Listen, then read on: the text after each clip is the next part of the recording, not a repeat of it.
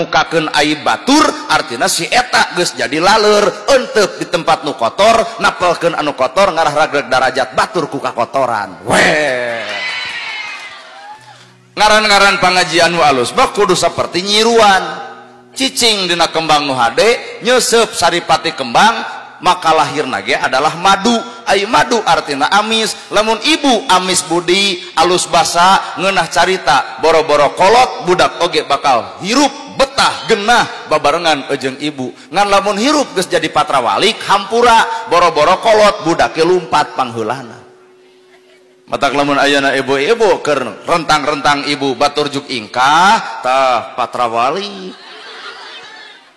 gregat atuh. Sing araramis artina aramis budi. Hirup boga kahayang, hayang naon? Ibu osok doa ya Allah paparin abdi kasayaan. Pertanyaanana bener teh kahayang eta?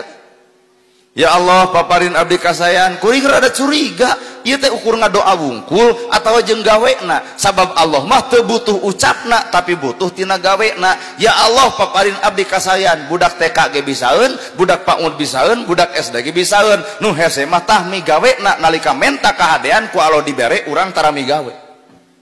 Cicing rada jero. Papan kabeh kitu ya Allah paparin abdi kasayaan.